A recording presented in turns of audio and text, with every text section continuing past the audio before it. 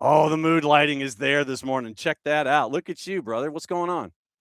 What's going on, Big John? Everybody, SDH family, we're back Mm-hmm. in just regular programming hours. We Yep. are back with the right attitude, and hopefully, I'm coming in okay because I was having some issues with my microphone. By your look, it sounds like everything's fine. Mm-hmm. So, hey, man, let's get going. This is, cup number 2 of the morning of a nice cup of Pike Place blend Okay. here today. So we are excited to talk some Sounders as well today. We have some news coming in about the Sounders. Everybody's getting ready for preseason. We Mm-hmm. have a lot of stuff going on in MLS, man. So I'm just here to dance at the beat of your drum, my friend. So you tell me where we go. What do we Well, do? well, we got to start. We got to start with the home team because there has been some stuff that has happened. I know that one of the big topics of conversation we had when the season ended was the status of Paul Rothrock and what was going to happen. Was it going to be a contract where he was going to get 800, 900 somewhere in there? Is he going to stay? Is he going? Who's going to get him? What's up? He stays, and that's probably one of the bigger storylines in the Pacific Northwest, not just in Seattle, but I think one of the bigger storylines in the Western Conference going into 26. Absolutely. Look, Paul Rothrock, say what you want about him. You may know him, you may not. You may think very highly of him or not. Like, he was put in the exact same stratosphere as Lionel Messi, same context. Everybody talked about it. So, he got some recognition. And to give him due credit, he was excellent for the Sounders last season. He had been an important piece. He went from being a contributor to a starter to someone that Hakimi was exchanging jerseys with after the PSG game. I mean, Paul Rothrock did his thing to give and show that he deserves some respect. Put some respect on my name, and he knew that going into a free agency market was going to be difficult and it was going to be new, but he wanted to do it. And he ended up going out there. There is a story right now through Sandro Hart that he had some interesting offers from the English Premier Championship. And he said that there were other pools that he could have gotten into, but he ended up staying with the Sounders because of everything that he's done and being the local kid. So I just, as we had talked about previously, and when we were reporting what was happening and all of the MLS teams that were interested, I continually said that the best option for both club and player was that there was going to be a resolution, and that's what happened. I think he gets a raise. They're not overpaying for the player. I still have no indication that the salaries anywhere far away from what we were reporting, which is between 600 to 650,000 in salary. So I think it's a win-win for both sides. Seattle needed the depth at the winger position. They needed to make sure to keep them. I think it's going to create some fun and interesting competition. I will say that Paul Rothrock, as much as he's confident and he probably thinks, look, I'm going to get a lot of playtime. I'm going to be a starter. Paul Arriola has looked like he's ready to go to start the season. So when this Sounders team goes to Marbella to do their preseason, I think wingers like Georgie, Paul Arriola, Paul Rothrock, that's going to be a very interesting grouping on that left side. If everything stays as is, which that is something else that we can talk about later on a couple of months from now, is do the Sounders play the exact same way they did last season with Ferreira being that pocket winger on the right side? So a lot of things that fluidly come across because of the Sounders being able to secure their guy, Paulie Primetime. So then let me ask about off the field. How does losing an assistant coach to LAFC affect things on the touchline and on a learning day basis over at Providence and Swedish Bouncy House and 5 minute oil change? As always, assistant coaches are underrated, and we don't quite understand how important they are until they're gone. But I think it's huge. In the biggest void is having a coach like Andy Rose that had such a common ground with players. He was a liaison. He was someone that players felt very comfortable with. He was someone that put a lot of work in on the field. He was someone that, worked in set pieces and worked in defending and did a lot of work with Guillermo Gomez Andrade, with Jackson Reagan. He did it with Obed. I mean, he was just so influential in so many components of what Freddie Juarez and Brian Smetzer and Preki wanted to do, that I don't know if the new guy, which we'll talk about that in a second, is going to have those attributes. But it's clearly a good move for Andy Rose. He goes to be the second guy for Mark Dos Santos. And I think beyond certifications and education at the coaching level, I always feel like there are things that you don't learn, and it's just the persona and the way you deliver a message and the way that you handle your curriculum. And I think Andy Rose has that chip.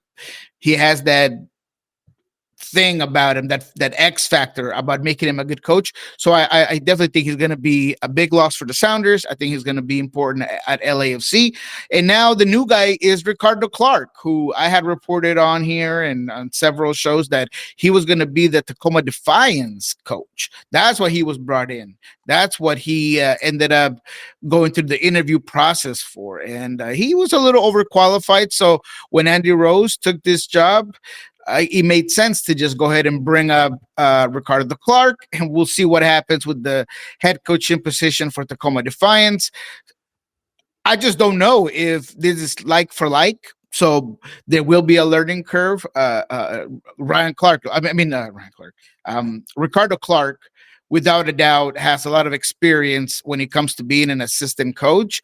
But does he fit with the group? Is he going to bring the same attributes that Andy Rose did? I don't quite know. But that's the guy. That's the substitution there in terms of the coaching staff. Yep, light board went up. Ricardo Clark goes in as Andy Rose goes out. What else do we need to know about what's going on in Seattle? We've talked about absences. We know who's coming in, and we know who's now in place. You're still you're a little while before you get to pitchers and catchers report, but what do we need to keep an eye on? Yes, there is a set of news, and it has been it was a rumor, then it was confirmed by Jeremiah Oshan, and I actually this morning, as I look at making sure that I don't say anything I'm not supposed to, it looks like it's a done deal that the Sounders are getting Nikola Petkovic from Charlotte FC in a loan. This is a U22 midfielder that was a prospect 2 years ago. That was an interesting one for sure, that there was a lot of expectations, but he didn't quite fill those in Charlotte. And that's my skepticism. That's my underwhelming feeling when I hear the U22 with a name right next to it. U22s are supposed to be exciting. They're supposed to give you a sense of a high ceiling, a guy that's going to come in to either perform immediately or he's going to come in and be a project that has a high ceiling. I don't see either when it comes to this specific player. I thought that maybe the Sounders were going to go out there and look for a different profile midfielder if that's what they were going to do, is try to add depth at that position. And they're not, they don't really have a six, like a true six, a true disturber, a true defensive only type of guy in their roster right now. Nicola is more of an 8. He actually likes to get higher up the field. I've been doing a lot of research on his play, and he finds attacking spaces very well. He creates opportunities in the few times he got, because let's make that very clear. Last season, he only played 4 matches for Charlotte in last season. He had a hard time getting in Dean Smith's rosters charge, right, in the starting 11, and that it's concerning. We all know that at times, if a coach if you don't fit a coach's style, or if you are in a position where you were brought in and the coach didn't ask for you, that could be taken into consideration. But it still makes me feel a little bit uneasy. So this all comes to one more thing that we need to talk about here, and it's what I call a tell. And same as in the poker table, there are tells, there are things that you're looking for.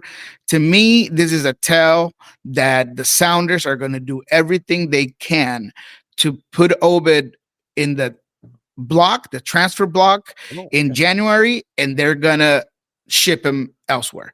Because as of right now, and I've been doing a lot of digging into the situation, I don't see a resolution between Obed Vargas and the Sounders for a contract extension. I mean, negotiations are ongoing, but this is what I was told. We are farther than closer. We're getting farther than closer. That is literally something that I just found out over the last 3 days, is that the negotiations between the Sounders and Obed Vargas are far away from coming to a conclusion. So that leaves the Sounders very exposed. Either you sell him in this winter window, or you roll the dice and hope that he doesn't get a pre-contract in the summer where he's going to be able to go on a free. Now, for Obed Vargas, he has all the leverage. He, other than an injury, that could happen. If everything goes well, he's going to have all of the leverage to go and negotiate. He's a talent. He's someone that has a lot of interest from European teams. And it sounds like Obed Vargas' camp is very confident that without the need of having an extended contract or a club talking for him, they can go out there and get a very good offer in Europe. So it's a difficult situation. But all of this, Nicola coming in, Hassani Dotson coming in, it just tells me that the Sounders are getting ready to offload Obed Vargas, and yeah, that's kind of all part of one big problem for the Seattle Sounders. And just so folks know, Petkovic last year, combined with Crown Legacy and MLS Next Pro and with Charlotte, it was 11 appearances, all comps, 1 goal, 1 assist. In 24, he had 14 appearances with the top club with Charlotte, 14 matches and 1 goal, 18 appearances in 24, and just the 1 goal. So you're looking at roughly 30 appearances over 2 seasons for both Crown Legacy and for Charlotte FC, 2 goals, 1 assist for Nikola Petkovic. And his positioning so far in his pro career, he has been a central midfielder in 13 matches, a D mid in 12 of them. He's been an attacking mid, a left mid, and a second striker in 7. So 13 at central mid, 12 at D mid, 7 in other midfield and striker positions, and that includes his time. So that's what you're staring at with the positions played with Nikola Petkovic. And just so you know, I had to check this out really quickly, see if I could spell Petkovic. He's got a high price tag. He comes in last season at a base of $420, nice, and guaranteed compensation of $466.25. So Petkovic, that's a bit of rolling the dice there on somebody that really hasn't produced and who's supposed to be earning $466.25 that he did with Charlotte last year. So I'm not crazy. I mean, that's the head scratcher for me, right? That is this conundrum that I'm in, because I try to make sense out of what Craig Weibel does, and I give him credit when credit is due. But things like this, I don't know, they just don't make any sense to me. You just basically gifted Danny Leyva to Necaxa, a guy that, for all senses, is the same type of player that is an offensive player. He could play the 8, he could play the 10.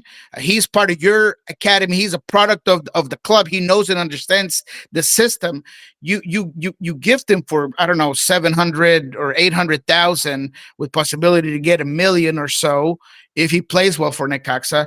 And now you go and spend double his salary with a guy that has not panned out for Charlotte, that it's also for everything that I've was able to talk to people close to Charlotte, people who follow the player. That look, he's technically gifted, not the fastest. He reads space as well. I'm hearing some of the things that we saw from Danny Leyva, or at least that the club thought that they had concerns of, is the dynamism, the speed, and things like that. So I just don't get it. Now, maybe it's because it's a body that might be on a free because it's a loan and it's cheap, and there is potential that this is an option with this is a loan with an option to purchase. So if he plays well, maybe you get him on the cheap.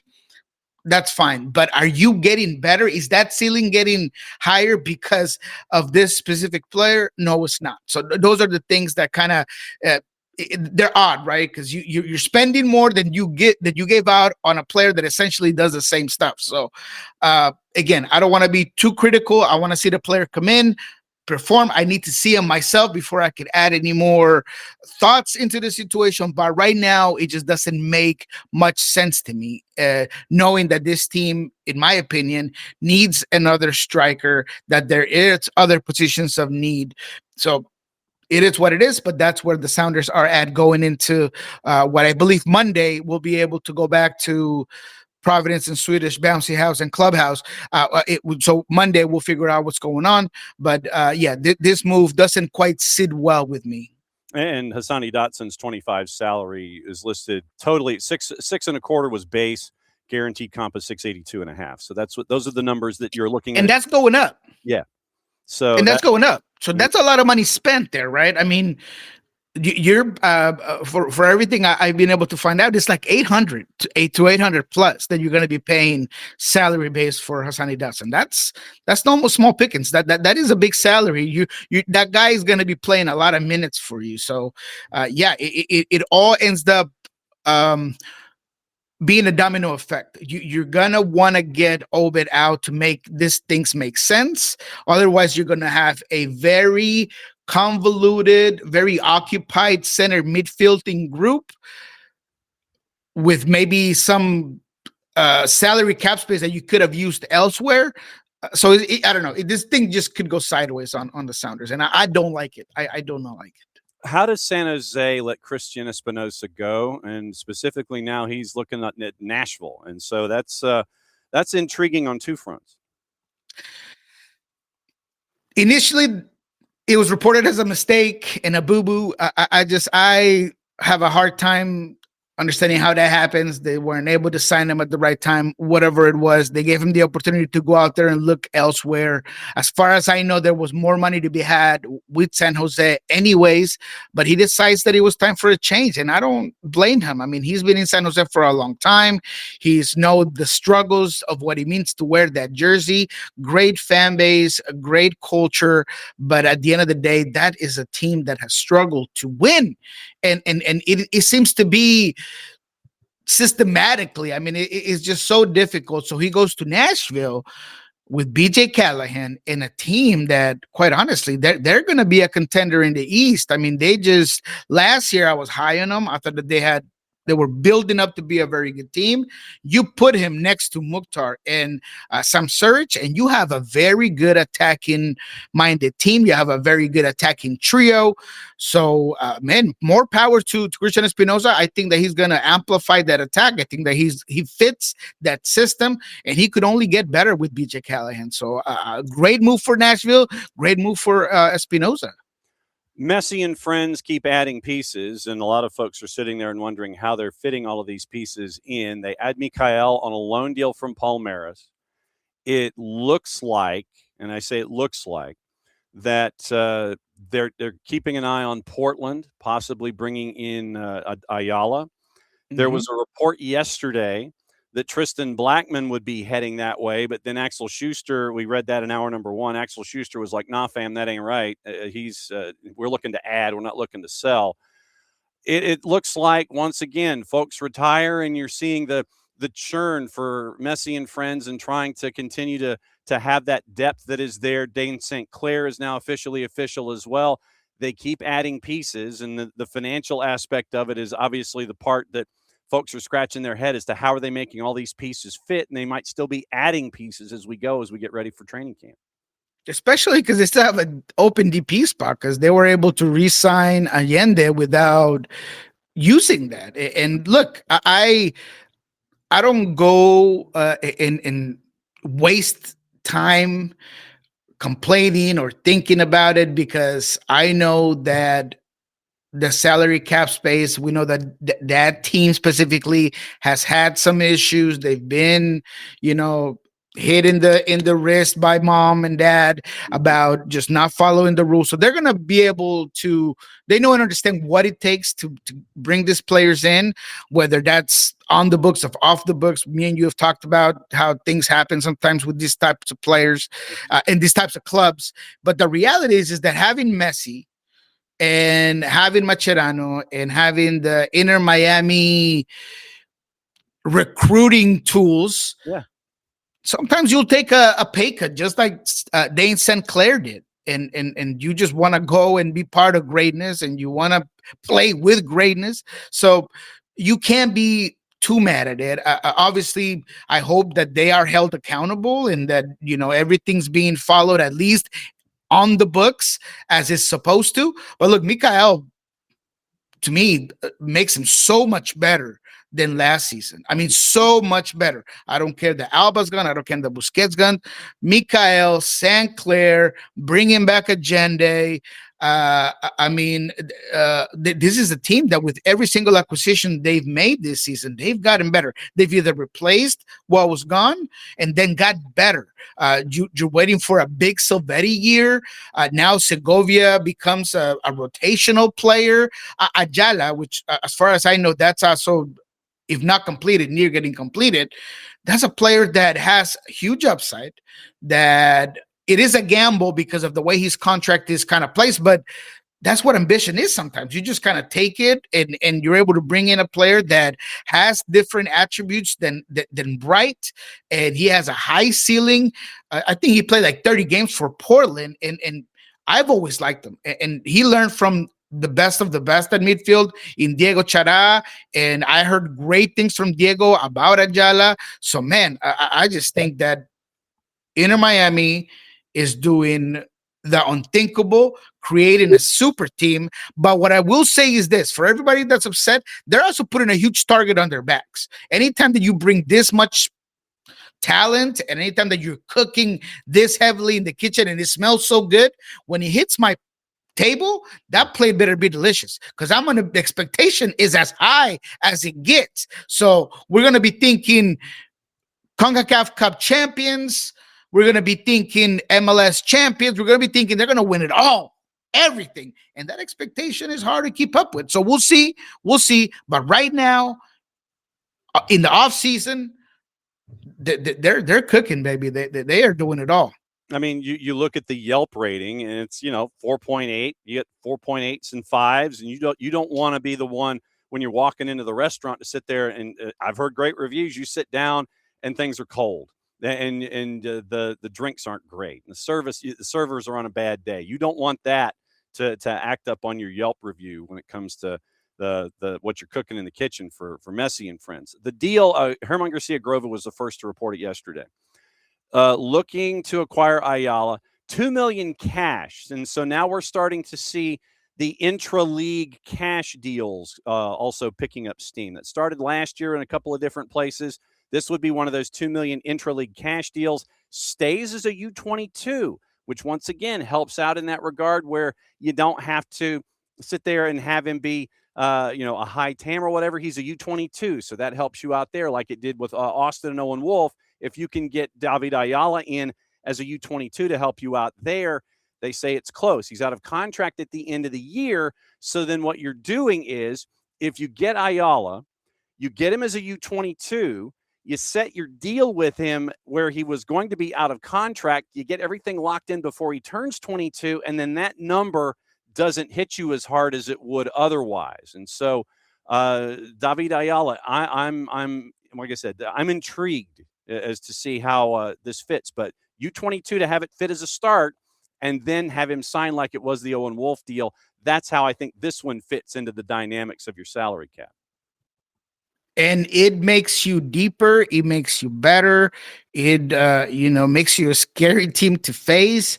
Midfield was always, in my opinion, an Achilles heel for Inter Miami, regardless of how good they were and how far they got. If you were going to beat them, it was going to be through midfield. It was going to be defensively through space. Now they're just shoring up all those holes. Despite, aside from a injury or anything like that, Inter Miami just looks at the big bad wolf that, they're going to be able to just take care of everybody between, getting Reggie and everything that they were able to do in this offseason with what they already had, including just keeping Luis Suarez for another year. I mean, they're swinging for the fences, and we'll see how Mascherano deals with it. Nothing set on stone. That's why we play the games. Just the way of the world. That's the way of the world we live in sports. Sometimes just having it on paper doesn't mean it's going to come to fruition on the pitch. But right now, as it stands, I mean, it's in Miami and everybody else. David Lee, sporting director at Sporting Kansas City, said that there were going to be double-digit changes or double-digit additions to the roster. Rafa Vicky is now the new head coach at Sporting. Walker Zimmerman heads to Toronto on a free, and so that hopefully helps them out defensively. They brought in William Yarbrough to help out in net. It was going to be Luka Gavrin who was going to be starting, so now you have your experienced backup with Yarbrough. I'm trying to sit here, and if there's anything that Ali Bedoya has re-signed with Philadelphia this morning, so that is now officially official as well. RSL's made a couple of moves, including getting Chance Cowell for 6 figures worth of Garber bucks. Portland has brought in Brandon Bai, which I thought was really good to help them out on the back line. Crepeau is officially official from Portland to Orlando City in the purple team. What other transactions, like in the last week or so, have kind of stuck with you? You're like, aha, and you're keeping an eye on those. Yeah, I mean, the Timbers also brought the Australian defender Alex Bonic, and I think the Western Conference is making some interesting moves, and it's going to change the dynamic of the entire standings. We'll see what happens with Houston and potentially bringing Bogut's. I feel like that's a big pickup for Houston if they do get him. There is reports of Hector Herrera coming back to MLS, and I'm hearing that could be on the West Conference as well. So there are some things going on. But I feel like the biggest thing is that Vancouver, I hope that is true what we're hearing, that their point right now is to retain, because they lost Jaden Nelson, they lost Ali Ahmed. I mean, this is a team that needs to keep what they have, right? There was talks about Cuba's leaving. This is a team that collectively, that was their spark. That's what made them different, right? And if they start to lose all of these pieces, there's a good chance that they're not going to be top of the West next season, right? Same as Portland. Portland is losing a 30 game type of midfielder. The one that I thought was going to take the torch from Diego Chara, Christian Paredes is about to sign with Cerro Porteño. So what happens to that midfield? What happens to Cabecita Rodriguez? We don't really know what's going to happen with him. I mean, they got Velde and Costa, and there are some interesting pieces there, but Phil Neville is another one that seems to be just remodeling the house, and we'll see what that looks like at the end. But I don't see enough coming in to what I've seen coming out as of right now. So I think that there's a lot of teams in the West that at this particular moment don't look like they're, there's a lot of high potential. I'm waiting for San Diego to do more as well. That's another team that I feel like needs to build on what they did last season. Austin, they picked up Jaden Nelson. They got some small things going for them, but nothing that's going to tilt the scale on their end. So we'll see. I think that the Western Conference is a more fluid concept than the East is, right? I mean, LAFC also, they have to see what happens with Marc Dos Santos. I'm very high on Marc Dos Santos. I think that he's going to handle the team well, but that puts a little bit of a question mark. How is that going to work? LA Galaxy, no Ricky Puig next season. How are they going to deal with that? How is that going to work out? Do they replace him? Do they go get another DP? They just decided to keep Nacimiento. I like the move. I don't mind it, but is he that guy? So the West just looks like we don't know what's going to happen. And that's why we have you on every Thursday to break it all down. What do folks need to know about what's going on with Sounder at Heart and Pulso Sports? Yes, we have an excellent what we learned so far is what we've called it, because the season has started.